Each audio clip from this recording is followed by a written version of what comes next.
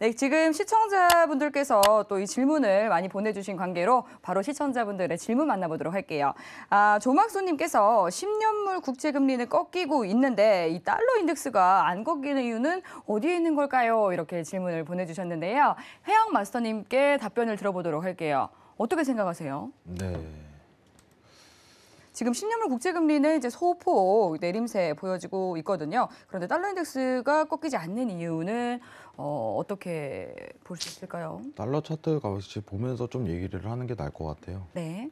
달러 인덱스겠죠? 원 달러가 아니라? 네, 달러 인덱스가 꺾이지 네, 않는 자, 이유를 여쭤보겠습니다. 달러 인덱스 꺾이는데요?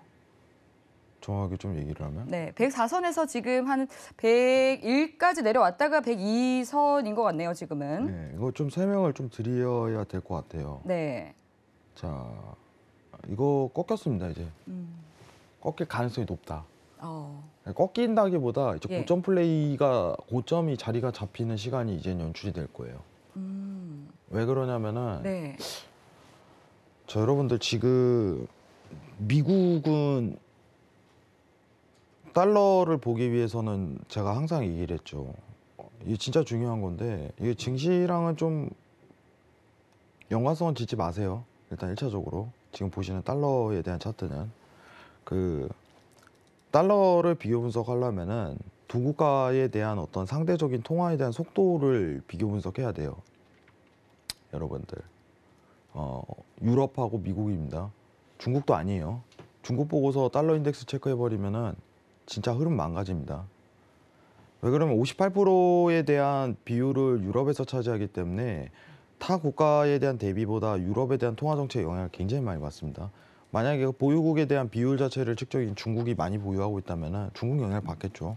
지금은 아니라는 거예요. 자, 근데 최근에 사실 저는 이제 정확하게 얘기 드릴게요. 지금 연말까지에 대한 어떤 중립금리 설정은 완료가 됐죠. 미국 입장에서. 지금 시장 반영이 다 끝났다고 봅니다. 연말까지에 대한 금리가. 그런데 난데없이 이번 달 중순이었죠. 유럽에서 이제 제로 금리를 유지하는 마이너스 금리를 이제 해방시키는 정책을 꺼냈어요. 나온 내용이 뭐였어요? 9월까지 마이너스 금리 끝내겠다. 유럽이 움직이기 시작했습니다. 유럽이 움직이기 시작했다, 이제. 여러분들이 항상 이제 지금 증시 상황하고 어떻게 보면은 이제 미국 상황만 보다 보니까 우리가 최근에 좀 유럽을 쉬쉬했죠. 유럽을. 근데 저는 그렇게 생각을 해요. 유럽이 올려봤자지. 이게 무슨 뜻인지 지금부터 설명드릴게요. 자, 화면 잠깐 내리겠습니다. 네, 달러 흐름은 유럽의 통화 정책을 봐야 된다. 지금부터는. 사실 처음 말씀해 주시는 얘기 아니잖아요. 네. 계속해서 강조를 해 주셨던 부분이죠. 네, 최근에 사실 이제 어떻게 보면은 예. 달러가 강세장이 나온 거는 예. 유럽 또한 어떤 이제 테이퍼링과 같은 이 PPP에 대한 축소가 들어갔음에도 불구하고 네. 갑자기 미국이 갑작스럽게 페달을 가속을 밟기 시작했어요. 그렇죠. 50 빅스텝도 되게 놀라운 거거든요. 왜냐면은 원래 이제 우리가 2008년 대비해 갖고 연준이 금리 인상을 올리는 속도가 단순히 이제 베이비 스텝 0.25 베이시스 포인트로 단계적으로 상승을 했는데 그 단계도 뭐냐면은 세 달에 한 번 뭐 이런 식으로 올렸었어요. 네. 세 달에 한 번. 이제 어떻게 보면 물가 상황을 보면서 건전하게 올리자 이런 주의가 강했지만은 최근에 미국의 기조가 굉장히 바뀐 건 사실이에요. 빅스텝으로 50 베이시스 포인트 올리면서 지금 상황이 그거를 연출을 했었는데 네. 그것 때문에 달러가 최근에 상승했어요. 베이비 스텝보다 빅스텝에 대한 부분으로. 근데 지금은 어느 정도 중립금리가 설정됐잖아요. 2.5%에서 3%. 미국이 중립금리가 설정된 상황에서 이제 달러에 대한 시장 반영이 어느 정도 마무리가 됐다고 저는 판단을 해요. 근데 이 상황 내에서 갑자기 라가르드 총재, 유럽 ECB 총재가 갑자기 돌발적인 행동을 합니다. 지금 고심이 깊은 모습을 볼 수 예. 있네요. 이거 전담 아닙니다. 팬이에요. 예. 자, 지금 뭐냐면은 인플레이션이 중기적 2%로 안정되는 것을 본다면 중립금리로서 추가적으로 적절할 것 이런 얘기를 했는데 지금 8년 만에 마이너스 예금 금리를 종료했습니다. 이거 되게 센세이션한 거예요, 여러분들. 와, 저 이랬어요. 와, 드디어 하네. 드디어 하네. 자, 9월 말까지 제로 금리를 안착하겠다.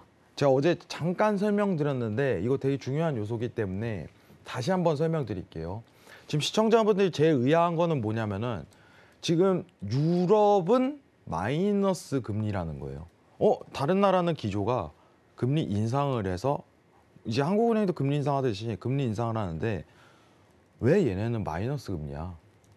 그리고 이제 그걸 탈출하려고 시도를 해요. 굉장히 후발적이죠. 후행적이고. 자, 그리고 9월 말까지 제로 금리가 안 돼요. 마이너스에서 제로까지만 끌어올리겠대요. 자, 이거 다시 한번 보겠습니다. 중요합니다. 이거 진짜 외우셔야 돼요. 여러분들. 이거 경제 기본이에요. 자, 유럽이 왜 마이너스 금리를 갖는지에 대해서 설명드리겠습니다. 지금 마이너스 금리를 가는 국가가 두 개가 있어요. 대표적으로 일본, 유럽. 마이너스 금리를 갔기 때문에 나라가 안 좋은 겁니다. 정확하게. 정말 배드 초이스 한 거예요. 8년 전에. 이 한 잘못된 선택에 의해서 지금 나라가 기조가 무너지기 시작하는 거예요. 일본과 유럽이. 자, 왜 이런 상황이 펼쳐졌냐? 자, 일단은 마이너스 금리부터 이해를 해볼게요. 자, 한국은행이라고 쳐보겠습니다. 간단하게 이해를 좀 더 빨리 도모하기 위해서. 자, 한국은행 있죠. 중앙은행, 한국은행. 자, 시중은행 뭐예요? 뭐 K은행, S은행 많겠죠? 여러분들 우리 다 알다시피. 자, 물가가 갑자기 내려가기 시작을 해요. 여러분들 그럼 디플레 파이터예요. 여러분 우리 인플레 파이터는 뭐예요? 물가랑 싸우겠다는데 디플레 파이터는 뭐예요? 물가가 낮아지니까 또 싸워야 돼요. 그럼 물가를 올리려면 어떻게 해야 돼요? 굉장히 간단하죠. 시중에 돈이 떠돌아야 돼요. 유동이. 그래야 물가가 올라요. 근데 시장 상황이 안 좋은데 시중 은행이 돈을 풀겠습니까? 여러분들이 은행이에요. 제가 은행 주인입니다. 아, 시장 안 좋은데 돈 안 풀어요. 왠 줄 아세요? 회수가 안 되니까. 이자에 대해서 어떤 식으로 진행을 한데 어차피 제로 금리 상황이었기 때문에 마이너스 금리 직전에 제로잖아요. 이자도 낮지, 회수도 안 되지, 대출은 사람들이 원하지. 아, 나 대출 안 해줘. 그러면 그 돈이 어디로 갈까? 시중은행이 돈이 중앙은행으로 가요. 맡겨줘 하면서. 자, 중앙은행은 기본적으로 지급준비금이라는 게 있어요. 돈을 빌리기 위해서 어느 정도 계속적으로 빌렸다 왔다 갔다 할 거잖아요. 시중은행이 중앙은행에 의해. 근데 지금 우리 보증금 같은 개념을 맡겨놓는 거예요.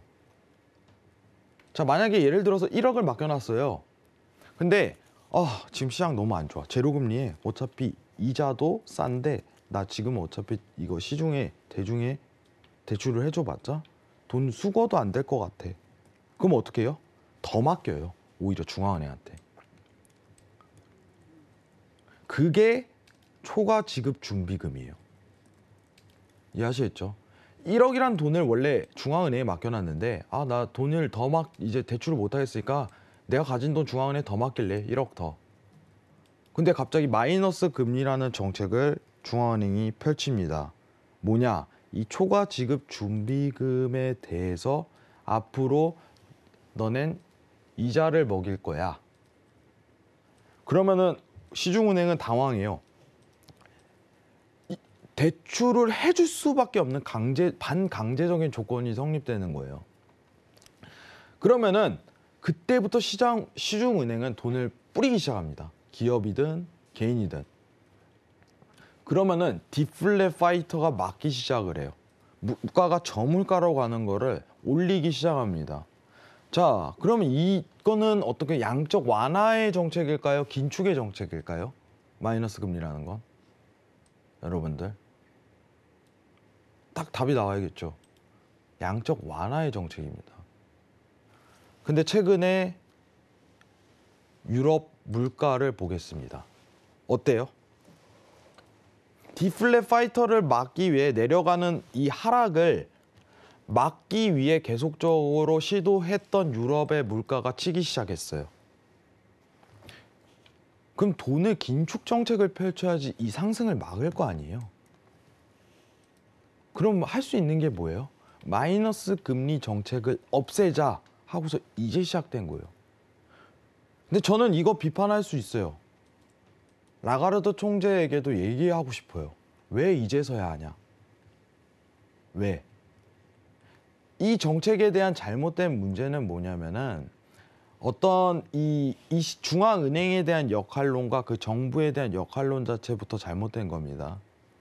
왜 얘는 항상 후행성으로 가냐? 이 문제인데, 문제는 유럽은 기업 중심이에요. 일본도 기업 중심이고.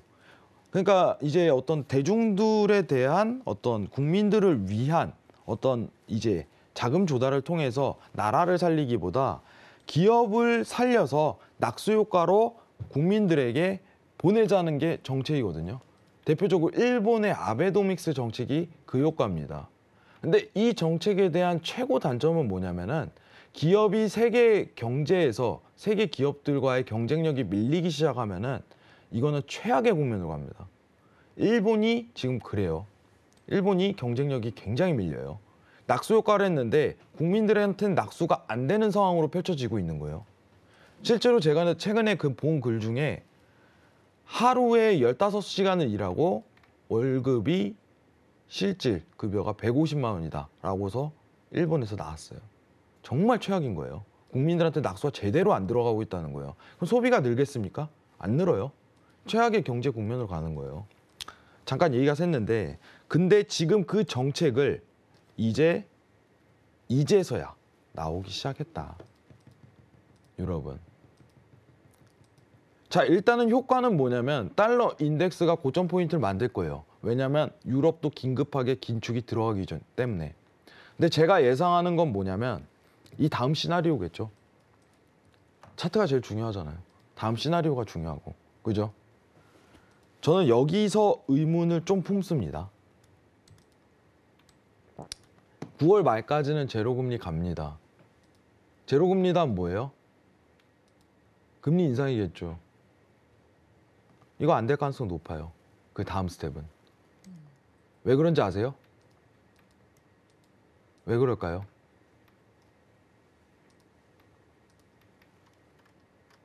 유럽은 안 돼요. 유럽은. 양적 완화에 대한 정책에 대해서 꼬일대로 꼬여봤기 때문에 추가적인 긴축을 할 정도의 수준이 안 나옵니다. 그러면 달러 인덱스 어떻게 될까요? 자, 차트 돌아가겠습니다. 네. 지금 시장에 대한 잠시만요. 네. 지금 달러 인덱스 차트 보면서 제가 설명을 드리도록 하겠습니다. 지금 네. 달러 인덱스가 105달러에서 고점 대비해서 하락을 했는데 네. 당분간은 이 고점 포인트만 만들고 ECB 통화 정책에 의해서 어떻게 될지 방향성을 가르기 시작할 거예요. 만약에 ECB가 금리 인상에 대한 궤도로 올라간다면 굉장히 센세이션한 거예요. 근데 만약에 이 궤도를 네. 정착을 못했다면은 다시 달러는 상승을 칠 겁니다. 그럼 105선도 넘어설 수 있겠네요? 그런 가능성도 있다고 보시는 건가요? 105선에 대한 부분은 그러니까 ECB한테 갈린 거예요. 정확하게 얘기하면. 지금 최근에 차트 보면서 얘기할게요. 네. 달러 인덱스가 최근에 상승 파동을 그리다가 최근에 하락하기 시작하거든요. 네. 여기서 보시면 고점은 만들어졌습니다. 그리고 추가적으로 이제 조정에 대한 포인트는 여러분들 열리기 시작을 할 거예요. 근데 이 다음에 대한 행보가 ECB가 9월 이후에 금리 인상을 하냐 마냐에 의해서 결정될 가능성이 굉장히 높아요. 앞으로 달러가 올라갈까요? 떨어질까요? 라고 저는 얘기를 했을 때 여러분들한테 설명드리는 건 일단 100달러까지는 내려갈 가능성이 굉장히 높네요 라고 설명할 수 있어요. 100달러, 99달러까지요. 99.55로 보이네요. 여기서 오히려 추가 상승이 달러가 어울려요.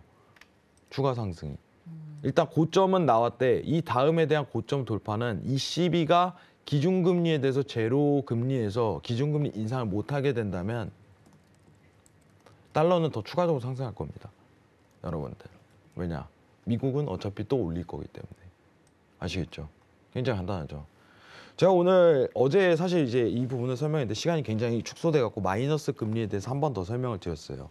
여러분들. 내일은 제가 그 10년물 국채 있죠. 10년물 국채에 대한 어떤 다이버전스 효과, 다이버전스 처음 들으신 분들 많을 거예요. 그 중에서도 역다이버전스가 발생했다는 건 아주 굉장한 신호다. 이거랑 그리고 큰 거 하나 얘기할게요. 빅쇼트가 언제 오는지 설명드리겠습니다. 빅쇼트가 언제 오는지. 왜 지금은 아닌지. 그 부분 내일 방송을 통해 설명드릴 거예요. 아시겠죠? 내일 재밌습니다. 여러분들 기대하세요. 아무튼 유럽에 대한 어떤 달러 인덱스는 앞으로 방향성이 정확히 잡혀 있는데 오히려 유로가 너무 상승했다기보다 지금 달러가 조정 구간을 걷고 천장을 다시 두들기는 이 상황이 연출될 가능성이 높습니다. 아시겠죠? 지금 105달러죠. 105달러 인근 고점 포인트가 만들어졌는데 이 인근에서 유럽에 대한 정책을 보고 판단할 가능성이 매우 높아요. 아시겠죠? 이 부분만 체크하시면 됩니다. 이상입니다.